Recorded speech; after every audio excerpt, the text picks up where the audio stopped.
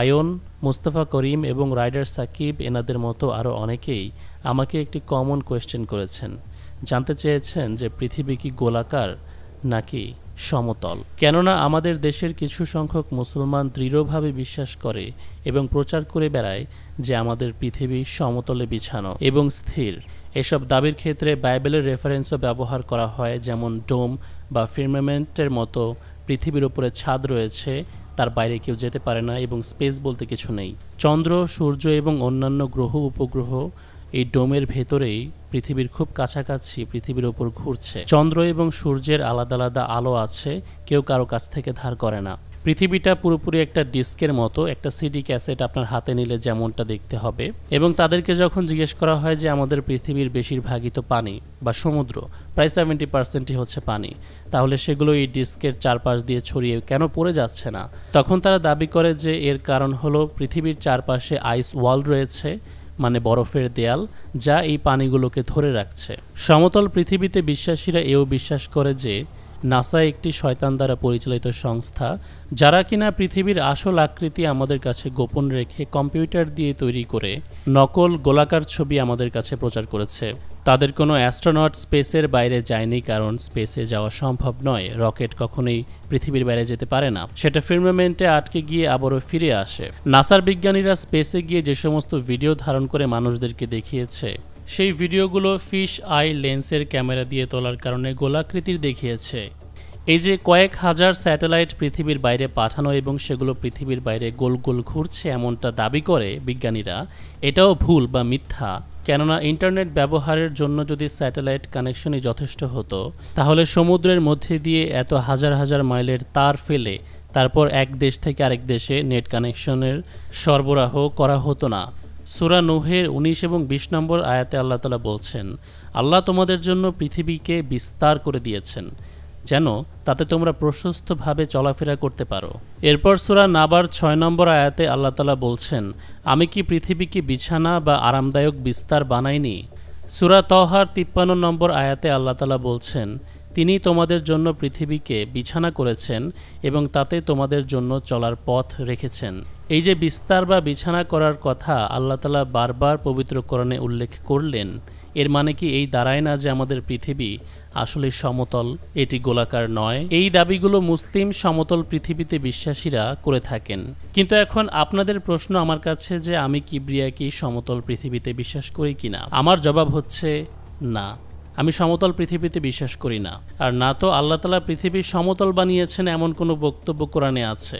যে আয়াতগুলো আপনাদেরকে দেখালাম সেখানে আমাদের চলার সুবিধার্থে বিস্তার করার কথা বা বিছানার কথা অবশ্যই বলা আছে, যেটা সত্য, সায়েন্টিফিক্যালি প্রুভেন। কিন্তু পুরো পৃথিবীকে সমতলে বিছিয়ে ডিস্কের মতো করেছেন, সেটা এই আয়াতগুলো থেকে প্রমাণ হয় না। আমি যেই সেক্টরে পড়াশোনা করি সেখানে নাসাকে শয়তানি সংস্থা অবশ্যই বলা হয়, কিন্তু তার মানে এই নয় যে আমি কমন সেন্স হারিয়ে ফেলবো। কমন সেন্স আমাকে বলে সূর্য উদয় হয় এবং অস্ত যায়, যেটা শুধুমাত্র গোলাকৃতির পৃথিবীর ক্ষেত্রেই ঘটা সম্ভব, এবং সেটি আমাদের কাছ থেকে দূরে চলে যায় বা কাছে ফিরে আসে এমনটা নয়, যেমনটা সমতল পৃথিবীতে বিশ্বাসীরা দাবি করে। সূর্যাস্তের সময় যদি সূর্য আমাদের সত্যি এত উপরে থেকে থাকে এবং দূরে সরে গিয়ে থাকে, তাহলে সেটি আমরা আকৃতিতে ছোট হয়ে দূরে সরে যেতে দেখতাম। বরং একটি সূর্য অর্ধেক ডুবে যাবার পর সেটি জুম করে কাছে গিয়ে দেখার চেষ্টা করলেও সেই ডুবে যাওয়া অংশটা ফিরিয়ে আনতে পারি না। সমতল পৃথিবীর ক্ষেত্রে যেটা সম্ভব হতো, যদি সত্যি সেটি মেঘের আড়ালে লুকাতো, তবে সূর্যের বাকি অংশ জুম করে কেন আবার ফিরিয়ে আনা যায় না? এর কারণ হলো পৃথিবীর রাউন্ডনেস, কার্ভেচার।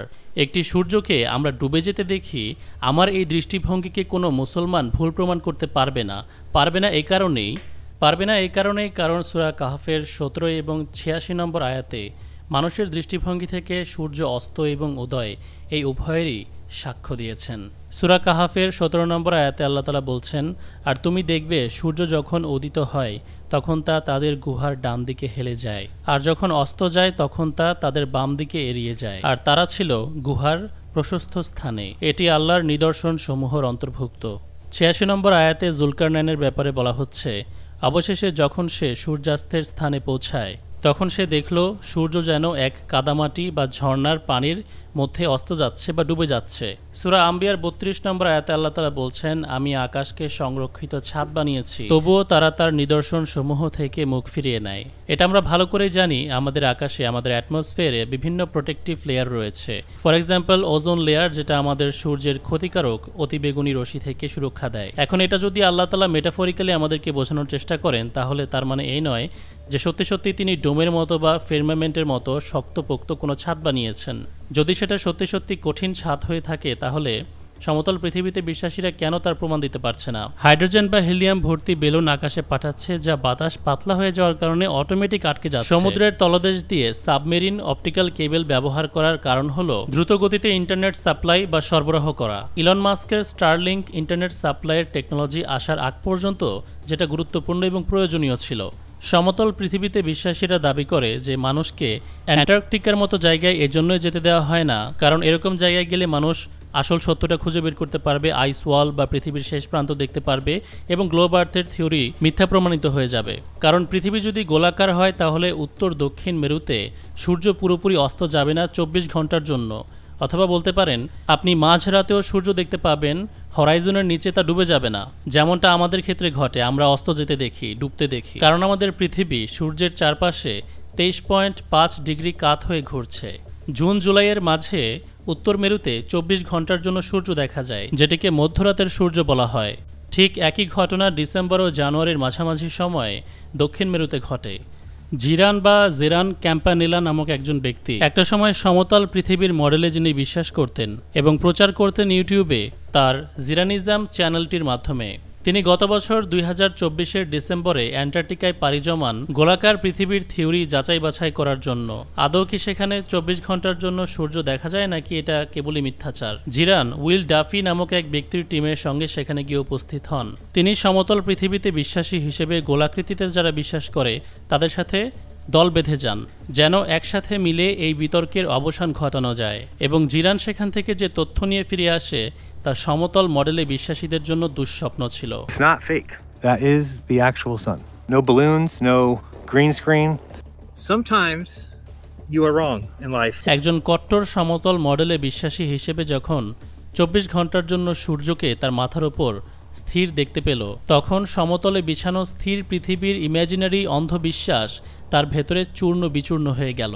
কারণ সূর্যই যদি পৃথিবীর ডিস্কের উপর সবসময় রাউন্ড অ্যান্ড রাউন্ড ঘুরতে থাকে, তাহলে ২৪ ঘন্টার জন্য সূর্য এক জায়গায় থাকার কথা নয়, তা ১২ ঘন্টার মধ্যেই উদয় হয়ে অস্ত যাওয়ার কথা। তাই জিরান নিজ মুখে বলতে বাধ্য হয়েছিলেন, জীবনে আপনি কখনো কখনো ভুল হতে পারেন। এবার সমতল মডেলে বিশ্বাসীদেরকে জিজ্ঞেস করুন, তারা এখনও কেন কোরআনের আয়াতের অপব্যাখ্যা করছে।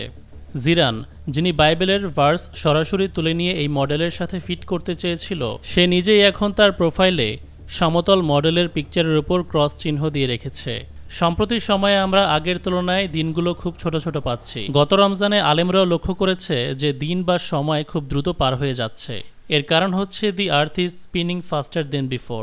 আগের তুলনায় পৃথিবীর ঘূর্ণন বেড়ে গেছে। দিন ছোট বড় হওয়া সম্ভব তখনই যখন পৃথিবীর ঘূর্ণন থাকবে, স্থির পৃথিবীতে সম্ভব না। সমতল মডেলে বিশ্বাসীদের জন্য আমার ফাইনাল একটি প্রশ্ন। নর্থ পোলারিস স্টার যেটিকে বলা হয়, মানে দক্ষিণ মেরুর স্থির একটি তারা, সেটির চারপাশে আমরা অন্যান্য যে সমস্ত তারাগুলোকে ঘুরতে দেখি আমাদের পৃথিবীর স্পিনের কারণে, সেটি অ্যান্টি ক্লক ওয়াইজে হয়ে থাকে। আবার দক্ষিণ মেরুতে সাউদার্ন ক্যালেস্ট্রিয়াল পোল যে তারকা, সেটির চারপাশে বাকি তারাগুলো ক্লক ওয়াইজ অর্থাৎ বিপরীত দিকে কেন ঘোরে যদি পৃথিবী গোলাকৃতির নাই হয়ে থাকে? পৃথিবী যখন গোলাকৃতির হবে, স্ফিয়ার আকৃতির, তখন সেটির হ্যামিস্ফিয়ার দুই দিক দুই মুখেই ঘুরবে, এটাই স্বাভাবিক। সমতল মডেলের হিসাব অনুযায়ী তো পৃথিবীর চারপাশে সবকিছু একদিকেই ঘুরছে এবং তাও ডিস্কের ওপরের দিকে। তাহলে পৃথিবীর দুই পাশ থেকে তারার দুই দিকে ঘূর্ণায়ন কেন দেখতে পাবো? এই প্রশ্নের জবাব আশা করি সমতলে বিছানো স্থির পৃথিবীতে বিশ্বাসীরা কনস্ট্রাকটিভ ওয়েতে দেওয়ার চেষ্টা করবে।